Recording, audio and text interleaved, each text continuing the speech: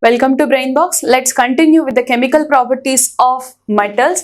So in previous session we discussed like the metals can react with oxygen, metals even can react with water. And now let us see metals reaction with acids. So before we proceed, you try to understand this small point that metals are basic in nature and their common property is to react with acids. So almost all metals reacts with acids. And now which metals cannot react, in the sense those metals which are much less reactive, that less reactive than hydrogen, cannot react with the acids so that they cannot release hydrogen. So every metal can react with acid and displace the hydrogen from there so that can release hydrogen. Like the metals are reacting water, how they are reacting with water to release hydrogen. In the same way, metals can even react with acids to release hydrogen, right? And which metals means there are few metals which cannot show this reaction, that are nothing but the metals which are less reactive than hydrogen, right? So let us have a look now the how reactions goes on with the acids. So for this one example we will take that zinc. Okay, then zinc reacts with acids. So I'll take the reaction of zinc with H2SO4. You see this, the zinc is more reactive than hydrogen so that it can replace the hydrogen from its compounds. But see, the valency of zinc is 2, that it can replace 2 hydrogens at a time. So that is what the formula of zinc sulfate is ZnSO4. Now these 2 hydrogens will come out as a hydrogen gas. And similarly, if at all we have taken iron, okay, so iron, and let's take the another acid HCl, right? So when iron reacts with HCl, iron is again more reactive than hydrogen. It can replace the hydrogen from its compounds, so that the compound what we are going to get is FeCl3. In the sense, we are going to get 3 molecules. So for that, what I'll do is I'll take 6HCl here, so that 3 moles of hydrogen gas can be released. Okay, so this is a quite common reaction, that for every metal it can react with acid and release hydrogen gas. And metals like copper,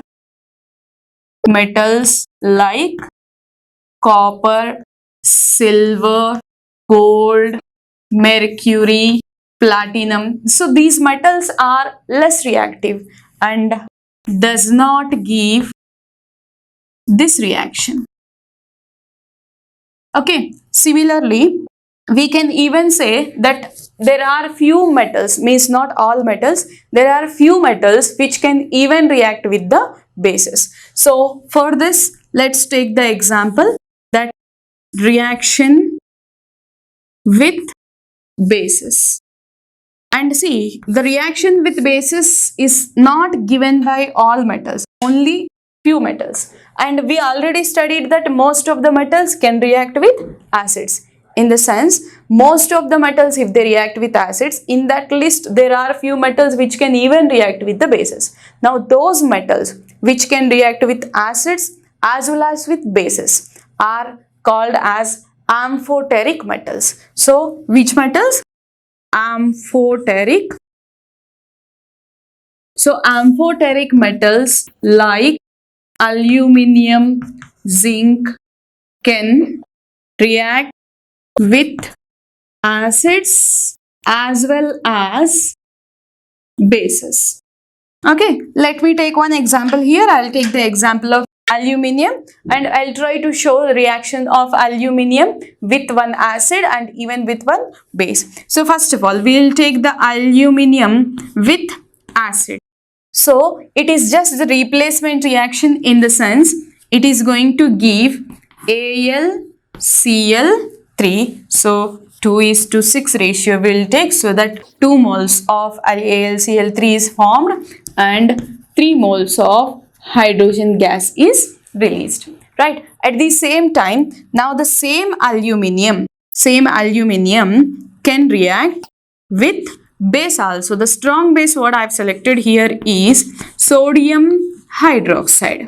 Okay, and for this I am going to get the compound sodium aluminate, NaAlO2, and again with release of hydrogen.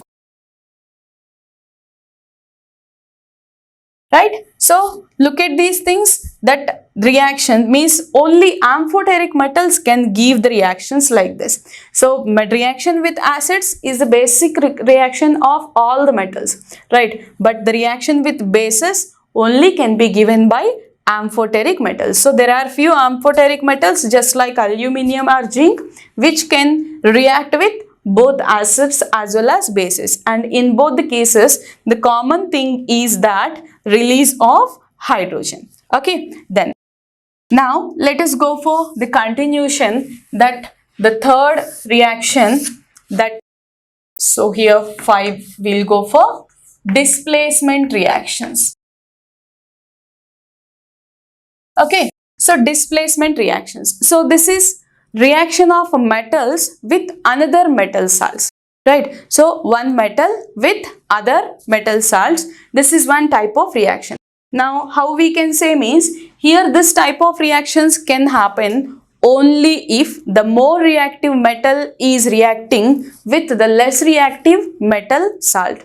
So example, let us say zinc is more reactive, and if it is reacting with the metal salt of copper sulfate, then the compound what we are going to get is ZnSO4, and another one copper metal will be deposited, right? And the same thing, if at all we have taken the compound, means reaction like this, Cu, reaction of copper with the metal salt of zinc, then there is no reaction, right? So here the basic requirement is that a more reactive metal only can replace the less reactive metal from its salt, right? So in this case, if you compare zinc and copper, zinc is more reactive than copper, hence zinc can replace or displace copper from its salt. But the same if at all we compared copper with ZnSO4, this reaction couldn't happen because copper is less reactive. So a less reactive metal cannot replace the more reactive metal from its compound, right? So displacement reactions, how do they occur? They occur because whenever a more reactive element reacts with the salt of less reactive metal, right? And this reaction should occur means we have to make a more reactive element plus less reactive metal salt, right? Now see this is a less reactive metal plus more reactive metal salt, so here there is no reaction, right? And if you have to make yourself comfortable, like which reactions can occur, which reactions does not occur, to understand this you need to find out the metal reactivity order. So let me give the metal reactivity order. So the metal reactivity order, in the decreasing order of metal reactivity we will see. So the first most means few very frequently used metals we will discuss here, like potassium. So let me make it comfortable with the symbols here. So potassium, the symbol of potassium is K, okay, and that is more reactive than sodium. So sodium is symbol with Na, and next that is more reactive than barium, and then calcium, and next we continue with the magnesium, and then zinc and iron, next aluminium we'll see, then nickel, tin, and then lead. And still if at all we continue, we go for very less reactive metals like this, like copper, mercury, silver, gold, and platinum. So this is the order of metals in their decreasing order of reactivity. So the first written whatever the metals are there, they are more reactive in nature means if at all we have taken any compounds of sodium, they can be replaced by the potassium. Means salts of sodium can show the displacement reaction with potassium. Similarly, salts of barium can show the displacement reaction with potassium. But the salts of potassium cannot show any displacement reaction with any of these metals, right? And if we take copper salts can show displacement reaction with any of these metals which we have shown before, right? In the sense, all these metals which we have written in the first three series will replace the copper from its compounds readily, right? So this is the whole as a whole about the displacement reactions and the metal reactivity series corresponding to that. So from this, what do we understand? The reactivity of almost all metals completely depends upon the reactivity of metals. If they are more reactive, it reacts very rigorously with any other element, means let it be oxygen or water or even with the carbon dioxide or with acids or bases, with any element. So if the metal is more reactive, reaction occurs very rigorously. If the same metal is less reactive, the same reaction occurs very slowly. Sometimes to make that reaction happen, we may be required to use some heat, right? Have a look.